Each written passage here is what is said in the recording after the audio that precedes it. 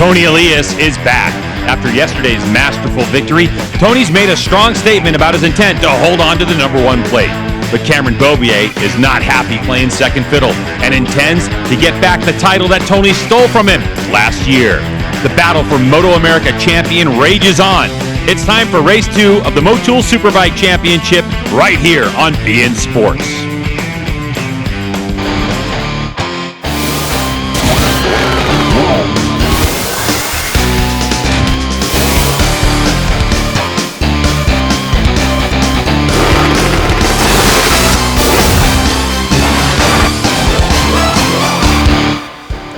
Hello and welcome everyone to the MotoAmerica AMA FIM North American Road Race Championship. We're at round 6 for 2018. The Championship of Utah at Utah Motorsports Campus here in Grantsville, Utah. As we get ready for Motul Superbike, I'm Greg White sitting alongside Jason Pridmore. He's got a couple AMA National titles and FIM World Endurance titles to his credit. And Jason, this Superbike race promises to be a little bit different. A lot of changes made by some crews, some people in, people out. It's going to be an interesting day. Yeah, I think there's been a little bit of a shake-up this weekend in Superbike. It's a shame we're not going to see Josh Herron try to get up there because, yes, he had that 3-grid spot penalty. He might have been a little bit closer, but look at that, Greg. See that flag? The wind is definitely kicked up out there. So that'll be interesting to see how that plays out. Who made changes to try to get up there and run with Cameron and Tony? Because right now that's kind of the show that it looks like it's going to be. Hopefully Raj can get back up there as well. All right, let's go down to the third member of our broadcast team. Welcome back to the broadcast, Hannah. I'm here on the front of the grid. It is, like Jason was saying, it is a little bit windier down here right now, but for the most part, I think it's probably a lot better conditions than yesterday. Definitely much, much cooler, so hopefully these guys won't have to work as hard to maintain their endurance throughout the race. Okay, well, that's good, for the endurance, for the tires as well. Now, one of the racers we have in the Motul Superbike class who is on a points-paying streak in the last 4 races, he's been able to get some points, is this privateer right here. Want to introduce you to him? It's Max Flinders.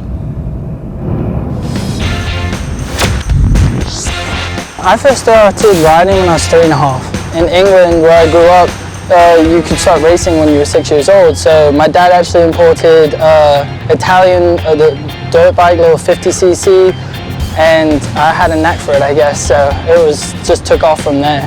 So my dad always loved road racing. Like, I'm named after Max Biaggi because the year I was born, Max Biaggi won the 250 GP championship. So I've always been around racing. I could see straight away, Max has got one of those traits that has to be in the front. You go out on a bicycle ride, he had to be in front. You walk down the street, he had to be in front. He got a very competitive nature. Mix that up with motorcycles, and he was fast from the day one. My goal is, since I was a little kid, I've always watched MotoGP with my dad, or watching TV, watching Rossi, watching all these guys just be the best and having the fans go absolutely crazy. And I've always loved motorbikes so much. I've always wanted to be at the front.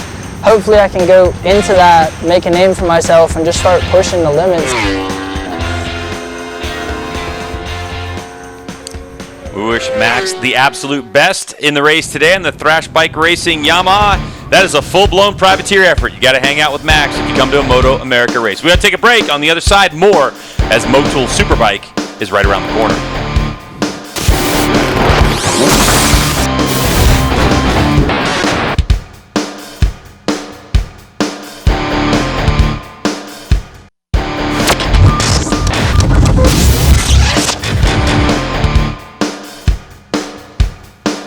Welcome back to Grantsville, Utah. Yeah, it used to be Tooele, but they kind of rezoned everything, and that's where we are at Utah Motorsports Campus. Want to make sure that you join this conversation at beIN Motor on Twitter, and make sure you hashtag beIN MotoAmerica, and send us what you're doing. Maybe a photo here or there. Some tweet about how great Jason Pridmore is, so he can make himself feel better about himself. And we might put it up on the screen somewhere, but definitely let us know about the conversation and where you are and how you're enjoying the Motul Superbike class coverage here on beIN Sports. You can see that riders have already done their sighting lap, which means that Hannah's ready for a little grid walk. Hannah? I'm down here with Cam Beaubier. Cam, Tony broke your 4-race win streak yesterday. How does that make you feel going into today's race? I guess you'd say I'm a little frustrated about it. We were having a really good really good rhythm going. But I rode as hard as I could yesterday. He rode really good the last few laps. So just going to go and try to put my head down again and see what happens today. But I'm looking forward to it. Thanks, Cam. Well, It's a great question. That was a great question. I mean, it's a great question. Asking the hard ones down there I right like on the it. line, and you get that raw emotion. He is frustrated, and it's going to be one more thing, because he knows that the world's watching that. And when you have to answer that question, it can be difficult. Good for her. They made changes to that motorcycle, and I asked Cam, how'd it go? He goes, it worked. Did you see my lap time and warm up this morning? He was absolutely ripping. Yep, that's great. So, a different day than yesterday as Tony Elias trying to get cool. This is part of Tony's strategy. Second on the grid, as you can see there, and race winner yesterday. So Tony getting ready to get this one on for sure, but Hannah's still down there working. Hannah? You fought really hard yesterday, Jake. Do you plan on changing your strategy or any of your lines or anything like that for today's race? Yesterday was good. The front two guys got out front and kind of checked out on us like I expected to happen, and put myself in a good position there. I had a fun battle with Josh, and had a pass plan for the last lap, and definitely felt like I could have put it on the podium, but unfortunately, we had a little mechanical issue, but we got it fixed for today, and just got off to another good start and try to run up front with the front two guys and see if I can get with them, because yesterday, I was battled with Josh and Garrett a little bit too long, even though I was a little bit faster. So just get a good start. And, I want a podium, like I said, really bad, so gonna make it happen today. All right, Jake, best of luck. Listen to this, Jason. Yeah. When I talked to him after the race yesterday, he said I could feel the motor tying up a little bit. Yeah. So what he would do is, as he was going into the corner, he would pull the clutch in and basically freewheel it through the corner to try to give the motor a break. Yeah. And he was able to beat this guy to the line for fifth spot. Or actually, Matthew got Just by him. got him, yeah. But he was able to still limp it home basically in fifth spot, and it was a great job. And we heard it, and this is racing at a high level. Yeah. And the heat yesterday put a beating on a lot of equipment all across. I mean, bikes have been destroyed here in It was Utah. so hot. A lot of the 600 guys were talking about how their bikes were at 250 degrees. So, All right, Hannah's got Tony, so let's get down to Hannah. Tony, I know you were still looking for some extra grip. Were you able to find that this morning and improve that for today's session? Looks like yes, but depends on the temperature. Maybe what I felt was fake or not. Well, let's see the through in the race, but we had to do that move for sure. Thanks, Tony. Best of luck to you. not only is it a great question, but it's an honest answer because it was so much cooler this morning. Yeah. The track's going to be a lot different. So even when you see that Cameron was fast like he was this morning, was it real or fake? They heard That's what right. Tony said. So yeah, because there you Cameron go. did a 48.6 in qualifying to get on pole as we look at this grid, but he did a 48.9 this morning Yeah, on it's race amazing. rubber. So Tony and Jake Lewis on the front row. You have Skoltz, Gerloff, and Hayden. We hope and expect something better for Roger Hayden than his get-off yesterday. You have Wyman Eslick and Cam Peterson in the mix. David Anthony, who electrical yesterday, Jason, and they blew up a motor today. Hope he's ready to go. Jeff May in the mix. Max Flinders, who we saw in our profile on row number 4. Jason Uribe, Bruno Silva, and Sam Bertarico. You notice two names not on the grid. Obviously, we have Josh Herron, who's out. He absolutely grenaded a bike, destroyed one in a little bit of rain, hit the paint, destroyed it. But also, we have one rider who's not, Bobby Fong is not on the grid as well. Word is that Bobby Fong and his team have parted ways for the rest of the season. More on that, I'm sure, on roadracingworld.com and some of the other websites. We have no Bobby Fong here because of that situation. It's all we know at this point. But unfortunately for Josh Herron fans, not in it because the only motorcycle they had to race got destroyed this morning in warm-up. But Roger Hayden looking for better fortunes as he had settled into a very comfortable third place. He charged a couple times, couldn't make up any ground on Tony and Cameron Bobia yesterday, Jason. And he said he settled into third spot, but as we heard actually from Josh Herron in the post-race interview yesterday, he said, I noticed that Roger was losing the front up a lot, and it was a little bit of a mistake. Saw the data, it was a couple degrees extra lean angle, she got a little bit wide, and down she lost the front. It's so easy to do here. And, hopefully people won't see that problem. I think tire wear on the front tire will be a lot different. This track will beat up the front tire because of how quick you go into some of these turns and get inches. And you can see even these guys tipping into 6 right now. When it gets going a lot faster, you're tipping in a lot quicker and you're trail braking a lot harder, which can definitely hurt that front tire as much as, maybe it's like what happened with Raj yesterday. So we'll just have to wait and see how that goes. All All right, so as we look at Cameron Beaubier, let's get down to Hannah with our Cycle Gear last-minute report. You know, Jason, speaking of tire wear, I talked to our friends again at Dunlop today. No changes for any of the rear tires. Every single rider on the grid, again, is on a soft rear. One of the differences today, though, you'll see Jake Lewis has the extra soft front, as well as Cameron Beaubier on the extra soft front, but Tony opted, again, for that soft compound on the front, so we will have to see how that influences the longevity of their tires throughout the race. And that's going to be, Hannah, that's great reporting there, because that's going to be just the difference is the fact that it is a cooler temperature, so guys might choose some different front tires. So maybe look for somebody like Jake to increase his pace at the beginning of this race even more, and see if that does pay off for him. Just want a little note here for Genuine Broaster Chicken Honda's Cam Peterson yesterday, who had a 9th place finish. He was actually, with the heat, was feeling ill in his helmet, and it was affecting the way that he was racing. He nearly got sick in his helmet. Something we saw from him when he first came to racing. Remember a couple of years ago he had that problem? But he actually said that one of the tricks, by the way, the racers have is they drink Pedialyte, you know, that kids drink with all, you know? And he said, I think I drank too much of it. I had a couple big bottles of it and wasn't feeling well. So hopefully Cam Peterson has got himself sorted out. As you can see the Honda rider, left part of your screen there. Looks like David Anthony has made the grid. His crew got a new motor in that Kawasaki. But now it's time for race number 2, Motul Superbike class. Can Cameron Beaubier make up for yesterday? It's time to find out. And a good launch across the front row. Raj, even from the second row, gets a good jump. Look at him. He's right there. He's trying to jump in the back of his teammate. Are we going to see a Yosh 1-2 again into turn 1 like we did yesterday? It kind of looks that way. I think Cameron's going to sneak in from the outside. He does. Jake Lewis up to 4th early. That's a good move for Jake. So hopefully Jake can get right on the back of those 3 guys in front of him. And maybe with that front tire change that he made overnight, I'm sure they tested it this morning. Cameron immediately going to work as they head into turn 3. Really early entry into turn 3, but makes quick work of Tony. Yep, that's a good move for Cam to get up front quick. He's going to want to see, Greg, if he can turn those lap times like he did this morning into something. With these tires being as fresh as they are, it's a good chance for him to try to break away early. Raj gets in there a little bit too hot. We saw him do that exact same move last year. It's going to allow Jake Lewis through, so Jake's going to go into turn 6 now in 3rd. Garrett Gerloff looked like he was trying to size up Raj as well as they went into turn 6. So Jake Lewis on that M4 X-Star Suzuki slots himself into 3rd spot. You saw Tony Elias on the Yoshimura Factory Racing try to make a move on Cam Beaubier. Cameron's kind of responding to all of that, but he had to run wide on that one. But he might have position into this left-hander now. Through the attitude section they go. Cam not real tighty, but he's still leading the way in this one. Oh, Tony with a big bobble there as he transitioned over.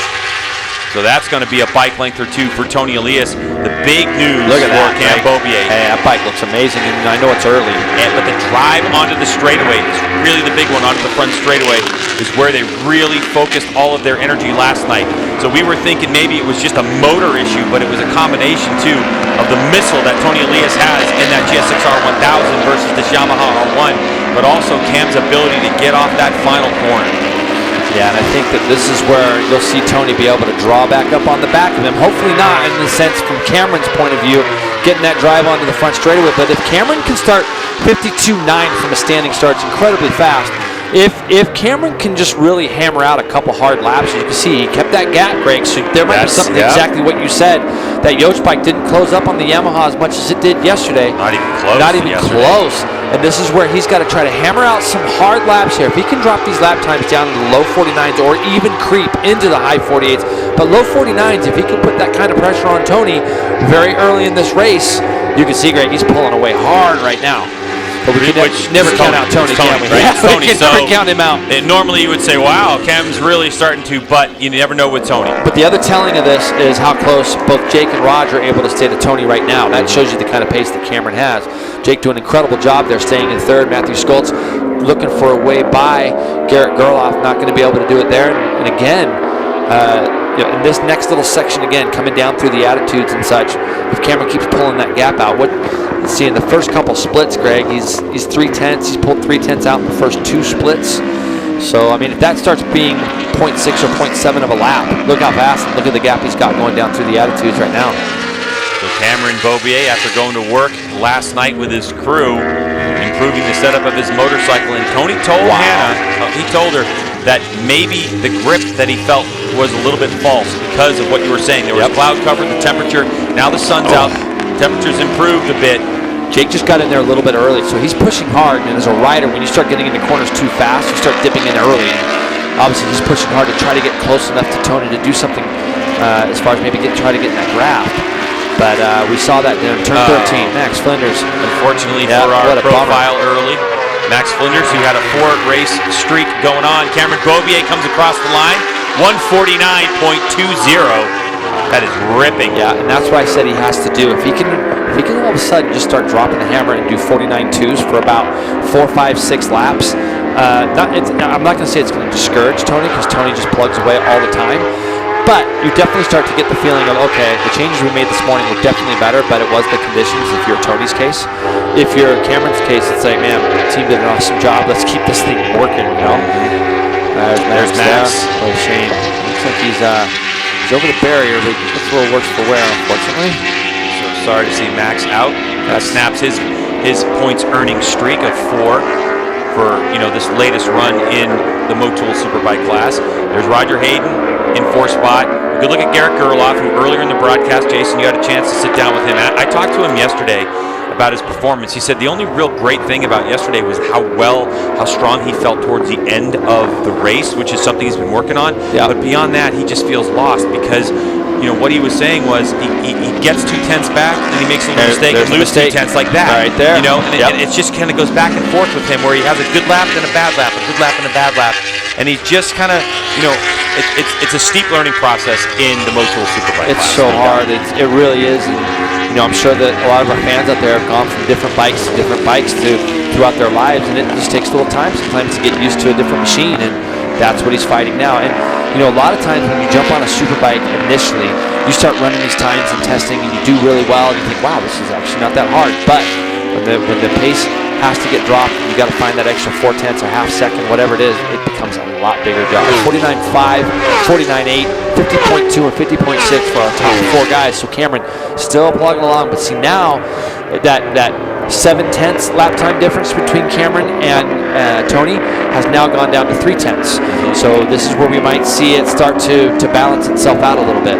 Looking at Yamalu Westby Racing's Matthew Skoltz right there. You saw him get on the gas and go a little sideways. One of the things they had to do for this particular race, Jason, is the electronics were being confused by his wheelie control. So they actually turned wheelie control completely off on Skoltz's bike. Yep. And for this particular race, which means that he had to also start manually. One of the things in the Motul Superbike class is most of these bikes have an electronic starting aid, and they had to turn that off because wheelie control is completely off for this motorcycle. And what they also did, they told me, was they took a little bit of torque out of that motorcycle, because yesterday, doesn't matter if the tires were brand new or worn out, every time you open the throttle, the tire would start to spin. Yep. So they took a little bit of torque out of that bike to get like a little bit more compliant and more drivability out of his Yamaha R1. Yeah, that's good. I mean, that's just working good with your crew. I'm looking at our splits right now, Greg, and this guy here just ran the fastest first sector of the entire race. He's matched the second sector. So what Tony sometimes seems to do is he just tries to keep pushing as hard as he can, but man, Cameron looks like he's opened up the gap a lot this lap, 25.5 to 25.7. So he went 25.5, so he pulled the 2/10 back that Tony had gained on him, but the gap looks significantly bigger to me just on screen than it was than it had been, even though it showed Tony had kind of picked up some time. And also Jake Lewis is starting to drop Roger Hayden. That gap has grown as well. So it's Cameron Beaubier leading the way, Tony Elias, Jake Lewis, Roger Hayden, Garrett Gerloff, Matthew Skoltz, Danny Eslick, Kyle Wyman in 8th place, Cam Peterson in 9th, Jeff May in 10th, Jason Uribe in 11th, Sam Bertorico, Bruno Silva, Max Flinders out of this one, and I have to correct myself, David Anthony did not make the start on that one. He wasn't able to make it, so that was Sam Bertorico that I saw, who's out on that same body work on that Street Fly racing machine. So unfortunately for David Anthony and those Kawasaki fans, he wasn't able to restart the race after a motor expired on him earlier on after warm-up today. Garrett looks sharp to me right now. He just runs 50 flat, his fastest lap of the race. The 2 guys in front of him running 3rd and 4th. Roger's bike looks like it's moving around a lot already, but the two guys in front of him were a half a second slower. So right now, this is where Garrett, as a young guy, has to realize, okay, I've caught these guys. I don't want to make any more big mistakes and keep making my life a little bit harder. So right now, Garrett's got on the back of Raj. Raj a little wide there, but he closes it back up to get the drive. So it's just a line choice. We've talked about UMC here in Grantsville, Utah, and how wide it is, and how great the racetrack design is, and how many different lines you can take. One of the things, man, that front end of Rogers in that last section there, he was working the bumps really hard. Yeah, I mean, it's very bumpy. You can see it working, but it almost looks like there might have been some chatter in there. Yeah, the bike didn't look like really good to me when he was between 3 and 4 just now. It looked like I saw a little bit of the same thing, Greg, where it looked like the front was moving, and then that's going to go all the way back through the chassis and do things to the rear tire as well, the rear of the motorcycle. So we'll keep an eye on it. He's still pushing. He hasn't really let Jake get away from him on this particular lap. No, definitely not. So, yeah. So actually, it looks like Roger might even be making a little bit of ground on Jake Lewis.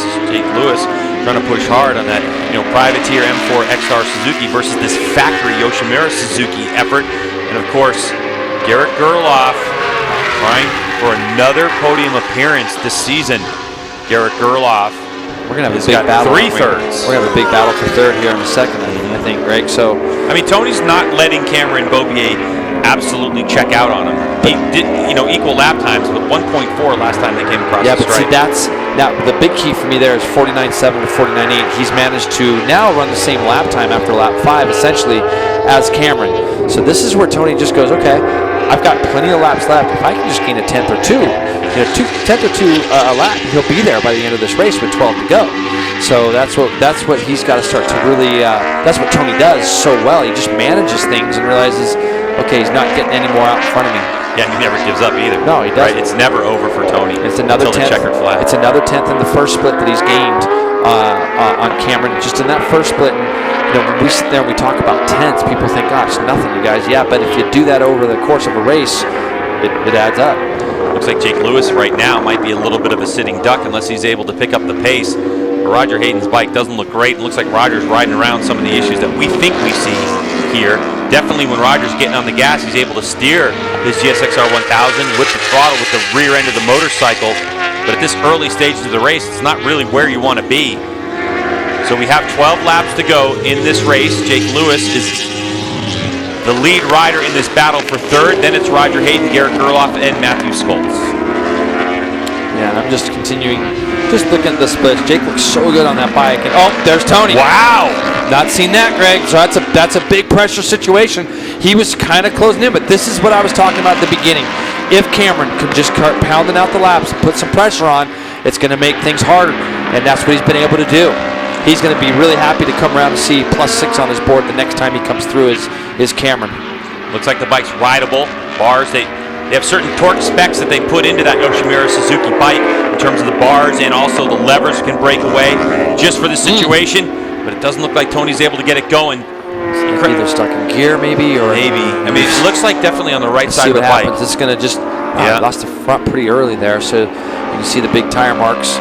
Losing the front, things kind of grinding on its right side, but it looks like something on the left. You see the bar is going to be bent really bad, so and parts and pieces flying off of it. Yeah, so that's going to be that's turn 14. That's 2 corners from the end. Just looking at the splits now, the splits on our screen are down already, but he just needs to get back in and try to get out there and score some points. Is what he has to do. Just not try to pull in, and he's got to try to keep going around right now. Due to some of the drama that we had with both Bobby and Danny not riding and Max falling out and David having a problem, we've only got 13 guys running, so he can still gain himself a couple of points. All right, so now then, with the exit of Tony Elias, as he gets his motorcycle back up and hopefully rideable, even if he's able to ride around and grab a couple points, that means this battle now is for second spot. And you could see up in the distance, about 2 corners ahead of them, was Cameron Beaubier. He's 5.9 seconds adrift. So all of a sudden now, 2 extra spots have opened up in the battle for post-race interviews with Hannah, as Jake Lewis, M4XR Suzuki, continues to lead this train. It doesn't look like anybody's got the notion to make any big moves. It's kind of okay right now with following. Jason, when we come and look at Utah Motorsports Campus and we come to this racetrack, good drive by Garrett Gerloff. He really got that motorcycle turned well, but when we look at this, Jason, what'd you see? No, I just noticed the lap before that Garrett went 189 mile an hour, fastest trap speeds we've seen all weekend. Now Raj is trying to make a pass. Go ahead and finish your point, G-Dub. So as they processionally go into turn number 1, when you're racing this close, there's Tony, so he's done. That's a shame. He just jumped over the wall, the bring him back, I think, over to us. So, yeah. Yeah, that means that he parked the bike somewhere towards the end of the lap. But anyway, the point was, Jason, when they're this close with Utah Motorsports Campus, some racetracks we go to that are one line, when you're this tight and this tight of a battle, it's kind of hard to see around the riders. But here, not so much? No, I don't think this track is that hard because it's so wide. I had a big side that Roger's rear tire is spinning. He just had the thing so lit up going through turn 4, full dirt track style. But no, Greg, you can kind of see what's going on here. This track has a really good ebb and flow about it, so you can kind of figure out Sam Verderico comes in. Sam's so out. I think what he's got, Greg, he's got to stop and go because I saw on our screen earlier he had a jump start penalty. So it's probably just a stopping right through for penalty. Sam. And Tony's walking over through the brush. And again, here's another replay. You can see Cameron's coming out of that right, and Tony had already lost the front quite a bit earlier than that. And this is road racing, Jason. This is the highest of highs yesterday to the lowest of lows today. And this is the actual drama. I like the rhythm of him sliding and getting up. So, I know Tony, he probably feels bad for his team and just feels horrible that just happened. Yeah, so Tony Elias out of this one, trying to stay in this championship hunt. He was able to close the points gap down to 24, and he actually, talked about it in our entire show how in literally 1 second the championship can change. And now for Cameron Beaubier, this is the live championship look, right? So if things finish the way they did right now, Cam Beaubier would have a 49-point advantage over Tony Elias. With Elias not in the race, Josh Herron not in the race either, the only person that can really make up any points is Matthew Skoltz, and he sits right now in the 5th spot. And Cameron going into his home race up in Northern California at the next time with almost a 2-race point lead. Yep. That's dangerous for these guys, So, but it's also going to give Tony a sense of, he's got nothing to really lose. But Cameron's so good up in Sonoma. So this battle, watch Raj through here. You can see his tire moving right there, and you can see it spinning there. You can really see it, can't you? He gets it on the edge of the tire, and the electronics definitely help control that. But Roger spent most of his life sideways anyways, so it's not going to affect him too much. It looks like his bike's really sensitive to when he's off throttle and he just goes to pick the throttle up. He's a little bit wide here. His bike looks really sensitive, especially on the left side of the tire. So, next time we get through some of the fast left-handers, like through turn 3, 4, even out of 5, watch the transition, Greg, from when he's off throttle to just picking it up. There's a lot of movement, or a little bit of movement. It probably feels like a lot to him, but if we can see it from here, I'm sure it's something he would talk about, right? He just finished that corner too, Jason. It's just that little bit of throttle. You can see it. It just spun it as he was transitioning over. So Jake, this is really playing in Jake's advantage, I think, at this point, because the way Roger's riding, he's just fast enough. As we look at Tony walking back to the pits, getting a little bit of sun in his face out of this one, the number 1 plate. But I think that, right now Garrett Gerloff doesn't really know where Roger's going. And it's hard for him, I think, to make a plan and say, I can stuff him in this corner because he's predictable. It's just bike's moving around so much for Roger at the moment. Well, you got to think about it, Greg. He's been behind Jake for, 4 laps? He hasn't been able to draft past him, and now a lot of it's going to be the draft. But this lap here, he's got a big push. You're going to see Raj jump out of the draft here in a second, pull up alongside his friend Jake Lewis. They've done that a lot on bicycles as well, as we both know. But look, Jake is so strong into one, just lets go of the lever.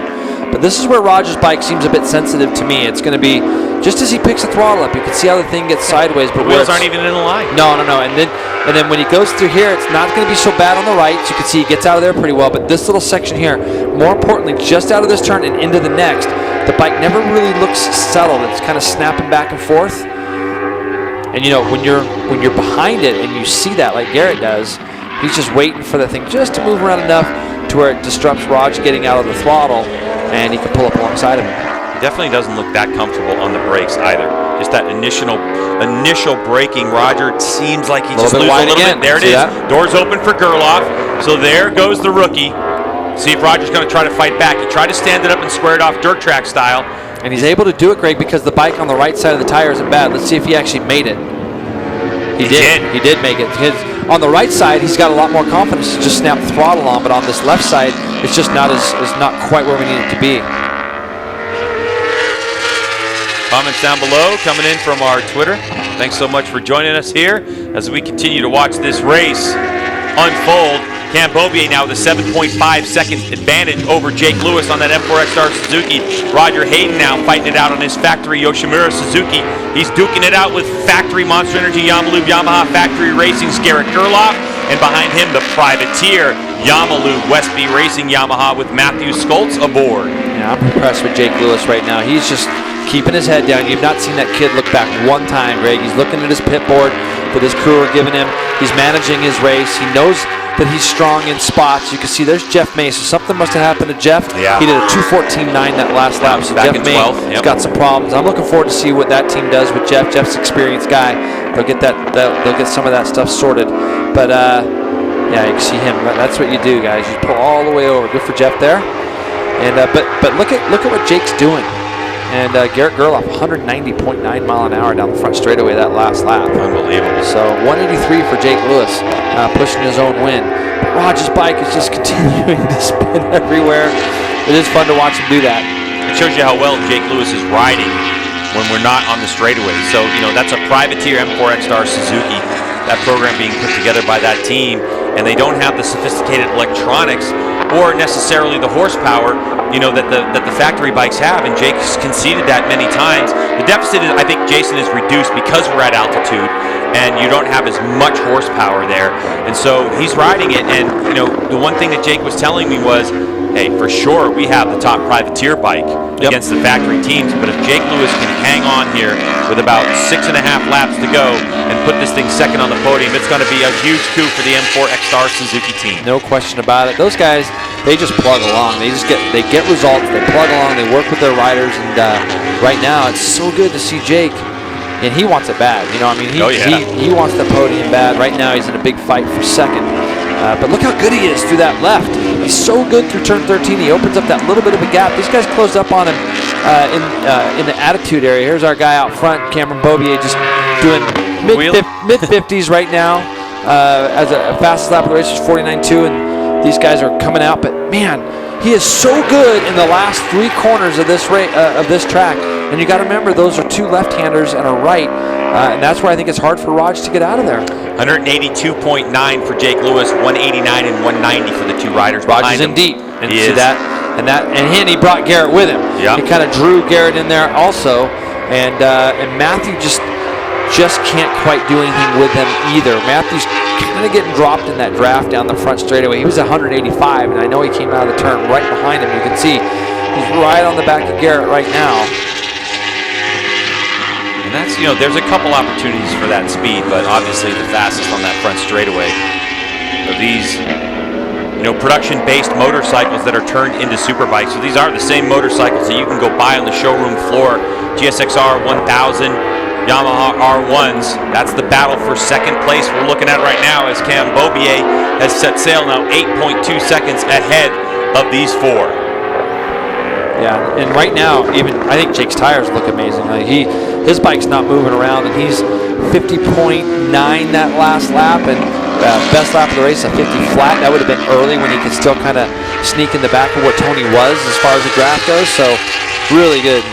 Cameron right now has just got to just do what he's doing, just put the laps in and keep looking up the track ahead of him. That's pretty much. He's not put a wheel wrong, has he? You can just see how relaxed he looks on the bike. That's really, if you look at the way that this race unfolded, as we take a close look at Cameron Bobier and his tire choice. He loves that extra soft Dunlop front tire. We talked about it yesterday. It was a tire that he was able to test on in the off-season, but Dunlop didn't roll it out to the masses until we got to MotoAmerica, and that has been part of the success of Cameron Bobier and his recent streak. 4 race wins in a row. That was snapped by Tony Elias yesterday, but still, so far this season for Cam Bobier, in 11 races, 10 podium finishes. Jake Lewis, again, 50.9. Just a model of consistency, keeping his focus ahead. You can see how good his bike is just turning out of there. The bike looks amazing how good it turns out of there. Early entry into 2, and it doesn't, but that's his line. He's not protecting. He's able to keep that corner speed up and into 3 and 4. You can see he just pulls that little bit of a gap, Greg. And these 2 guys, if they get racy with each other at all, it's just going to help Jake. Jake's just driving through turn 4. That's wide open in 4th gear there. Garrett can't quite get up alongside No, and Roger, you're exactly right, Gary. You nailed it. Yeah, you can just kind of see it a little bit, on the brakes right? initially, it just seems like he struggles just a smidgen. Look at Garrett. There goes Gerloff. So now Gerloff is trying to make that.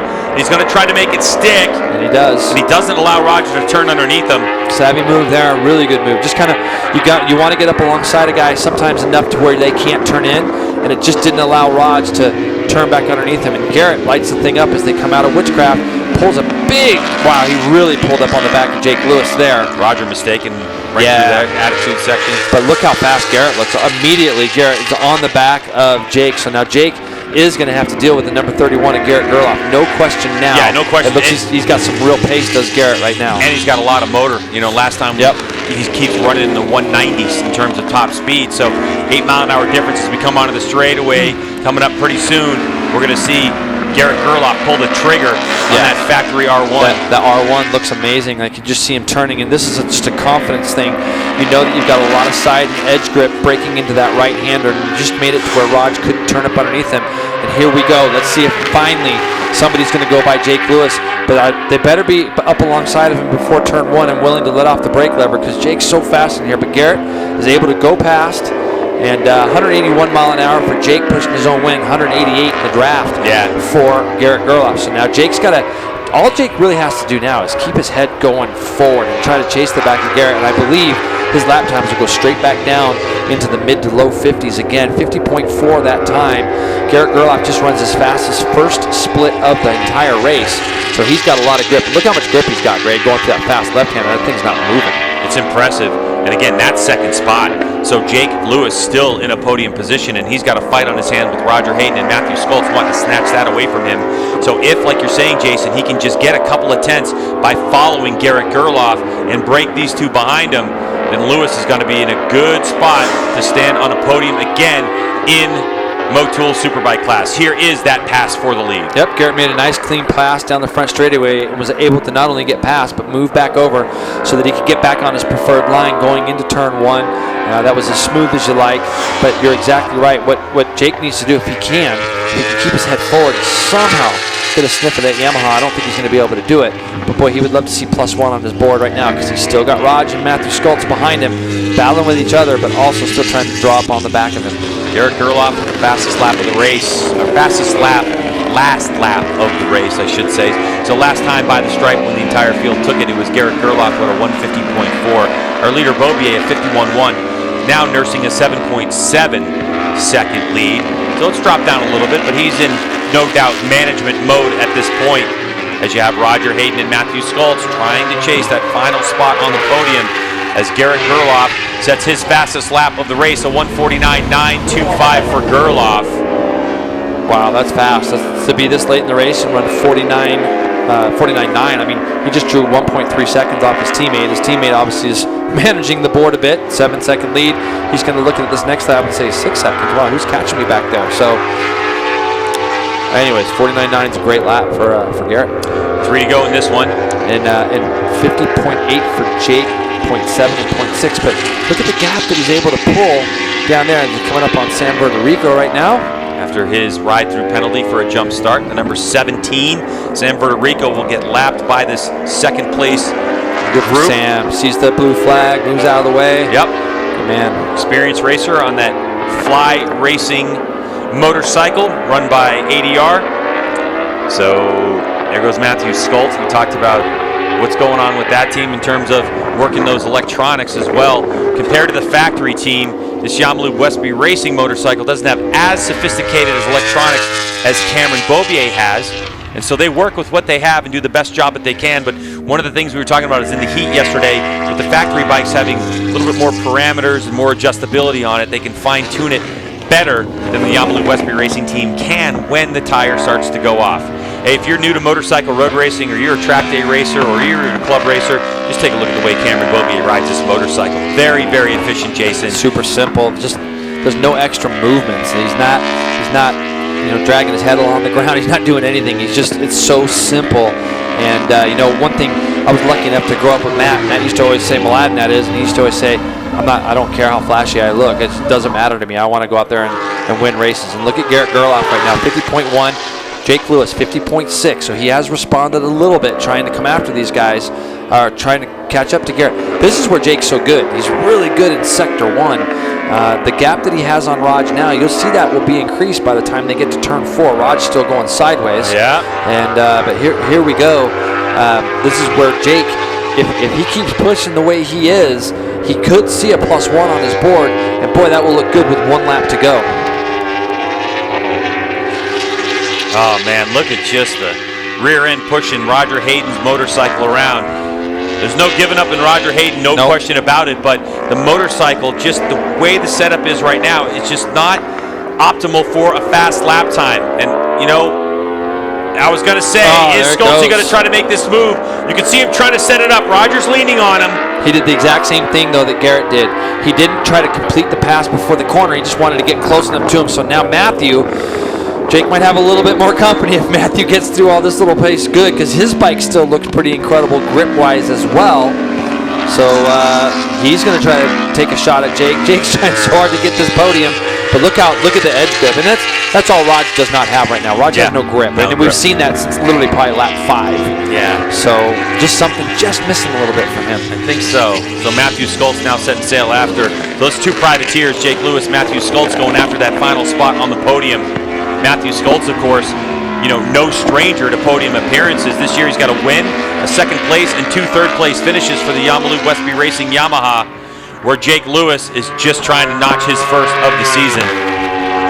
So Cameron Beaubier, now you can see the gap. So Garrett Gerloff definitely on a charge, 1 second faster. So the gap's now down to 4.6 seconds, but we actually have 1 lap to go in this one. So this is the final lap. So Beaubier doing a masterful job. Gerloff pushing hard.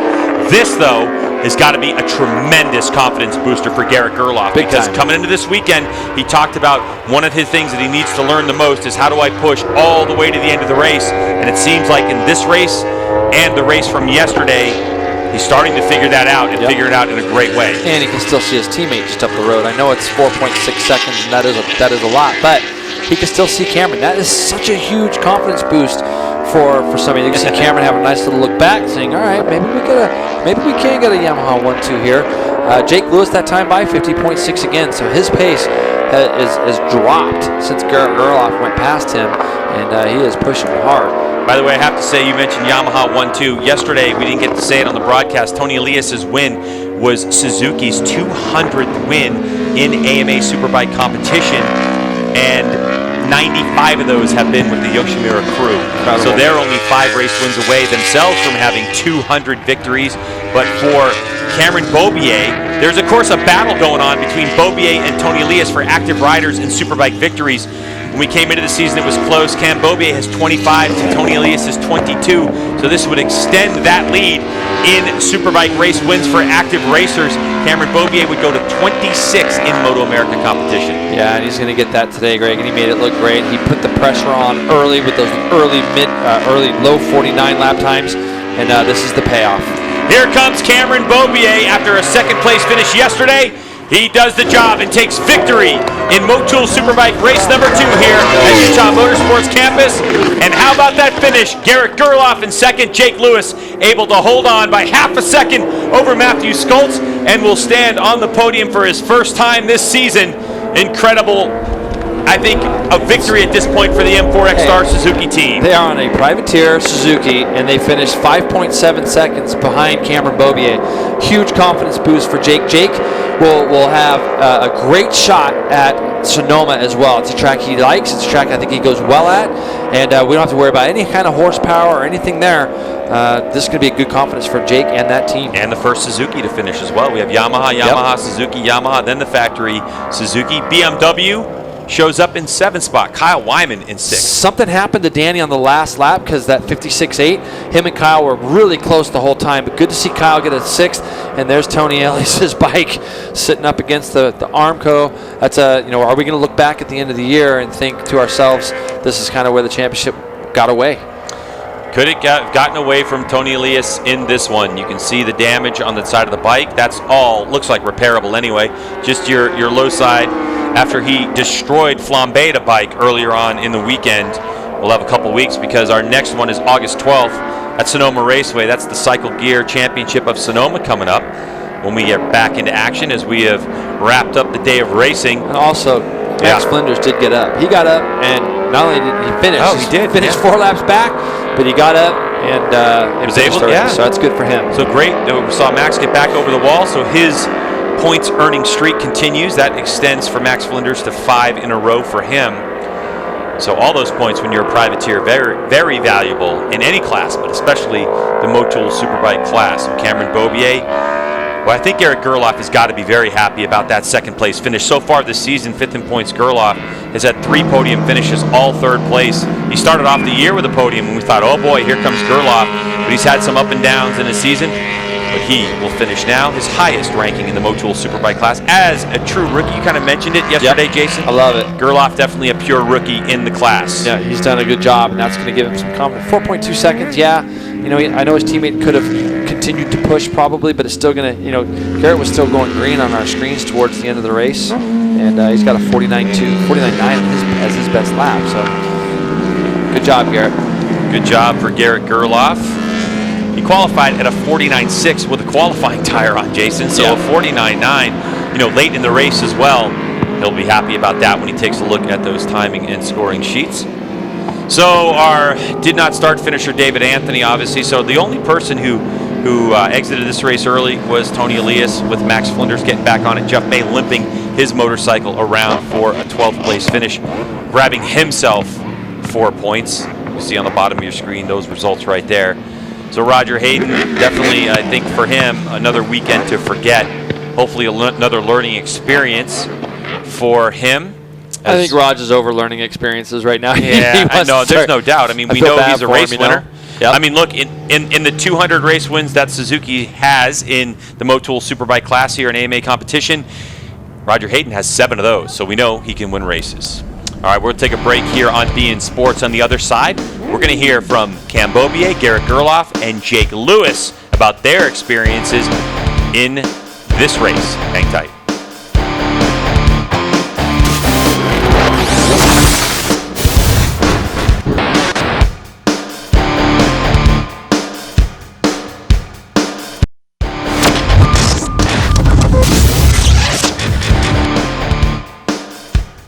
All right, welcome back to Utah Motorsports Campus here in Grantsville, Utah, where we are getting set for our post-race celebrations, post-race interviews, after a very exciting race in terms of Cameron Beaubier pushing Tony Elias, I think, into a mistake, and then an outstanding riding by Cameron Beaubier to manage the clock. Garrett Gerloff showed us something, I think, that we haven't seen from him so far this season as a rookie. Yeah, no, there's no question. I think he did a tremendous job. He fought hard, and I think you know, once he was able to get by Raj, he showed just how much motorcycle he still had underneath him, and showing how he can manage certain things, and still ran some very fast laps at the end of that race. It was unfortunate we didn't have the explosive excitement of Josh Herrin in this race after big crash, get off and destroying the motorcycle when there was just a little bit of rain. And you know, for Josh Herrin, you know, he was trying to hold his position in the championship, but you know what? He wasn't here, but you know, one rider that was here and put on an unbelievable show was Jake Lewis, and he's with Hannah right now. Jake, you fought really hard to stay focused and keep your head down during that race. How does your first Superbike podium feel? Yeah, I mean, it's a big relief, you know, but that was a tough race because, like you said, I was in 3rd behind Cam and Tony, and I know I had a good pace this weekend, so I tried to go with those guys and burn off my tire a little bit, but then when Tony crashed, I was in 2nd all by myself for, I mean, pretty much the whole race. You know, I kept saying +0, +0, and then I did look back once and saw a string of guys behind me. So it's just a big relief. You know, the whole M4 XR Suzuki guys have been working their butts off for me, and it's a nice reward to pay those guys back. You know, we've been working really hard this season, and my first Superbike podium this year, and it's been a while since I've been on the podium. So it's nice to be up here running with the big boys again and have some stuff figured out. And a big thank you to the guys and people around the paddock, my family back home, and everyone supporting me ever since my dad passed away. And this one's for him, and just thank you everyone for the support. It means a lot, and I rolled my ass off today for that one. Congratulations, Jake.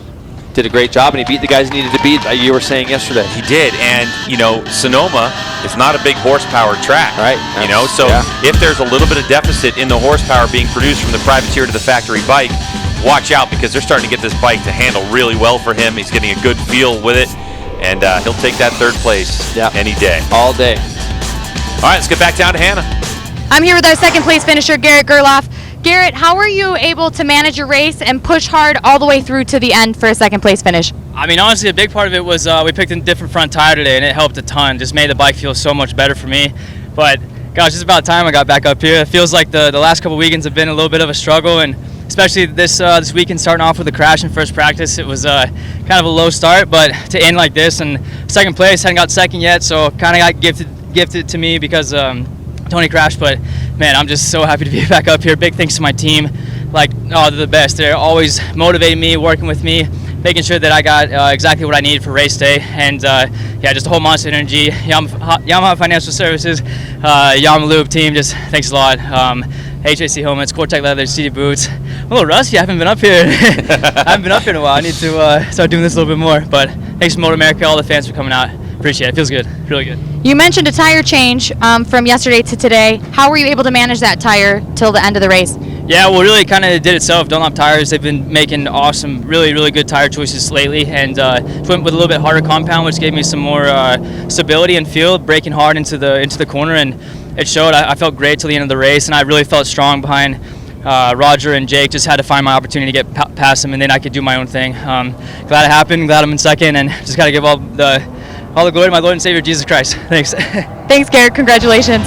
All right, so he hadn't been on the podium since race 1 from MotoAmerica, so it was, that big break, and of course 4 races since he was able to get on that podium, and yeah, he looked like a different Garrett Gerloff on the motorcycle today. Amazing, and I don't want him to look back and think that he had this gifted to him in racing. All kinds of things happen, and he was only 4.2 back, but that's a racer. I mean, that's something that I'm sure a lot of guys have thought or said. Yeah. Very, very humble about that, but he can take a lot away from what he did today, and tremendous job to be that close at the end of the race. Yeah, I think his teammate Cameron Beaubier was helping Garrett Gerloff because he put a lot of pressure on Tony Elias and caused that mistake. Let's get down to Hannah, who has our boy, Cameron Beaubier. Cam, another race win in the books for you. Once you realized that Tony was out of the race, did that bring some relief to your riding, knowing you had such a big gap? Yeah, in some ways. When I saw, previously I thought it was someone further back that had crashed. When I saw the yellow flag, and I came by and I saw I had a big gap, and I was like, oh man, and I kind of backed off the pace quite a bit. But after that, I was just riding so tight and so timid, like I was going like a second and a half slower than my pace, just trying to bring it home for 25 points because I knew that'd be really, really good for the championship. So big bummer for him, but we were able to increase our points lead today, and I feel really, really good about this weekend because we had a really rough one here last year, so it feels really good to get out of here with a first and a second. Just want to give it up to my Monster Energy, Yamaha Yamaha team, Yamaha Financial Service, Dunlop Tires, everyone supports me, Man Above, Bell Helmets, Alpine Stars, and yeah, the crowd for coming out. Looking forward to going back home to Sonoma next round, and good to see another Yamaha up on the podium too, so ready to go get him in Sonoma. Well, we're happy to hear you found a sense of redemption at this track. Looking ahead to Sonoma, that is your home track, and you're really comfortable there. What can we expect to see from you? Last year was pretty solid. We definitely flipped things around there last year, and felt really good about that. So I'm really hoping that we can pick up where we left off there last year. I'm gonna have my crazy family and friends there to cheer me on, so that's always fun. So yeah, I'm looking forward to it. Thanks, Cameron. Congratulations. When you go into a weekend that's your home race with a win, it definitely gives you a lot of confidence. And isn't it funny, though, when you're as good as Cameron is and this Superbike champion and you do this, all of a sudden there's almost more pressure on you when you find out that Tony Elias is out. You know, it's like all of a sudden it's like, oh, wait a minute, he's out. I don't have to push this hard. And it really does play with your conscience a little bit, but he was able to keep it obviously together and do a great job. Yeah, he did a phenomenal job, and in the record books it'll read 4.2 seconds the margin of victory, but that's only because he got a little snug after Tony exited this race. Yep. His teammate Garrett Gerloff, a little congratulations on that one, as they, on that Monster Energy Yamaha Factory Racing team, will go 1-2. Here, look at the results. Jake Lewis, the first of our Suzukis, like I mentioned, then Skoltz with fourth. Roger Hayden in fifth spot. Kyle Wyman, Danny Eslick had a good battle, but Wyman ends up with that advantage with 10 points in that result. Cam Peterson in eighth, and his teammate, Jason Uribe, on that Genuine Roaster Chicken Honda, finishes in the 9th spot. We'll take a commercial break. When we come back, we'll still have more post-race coverage coming at you from Utah Motorsports Campus right here in Grantsville, Utah.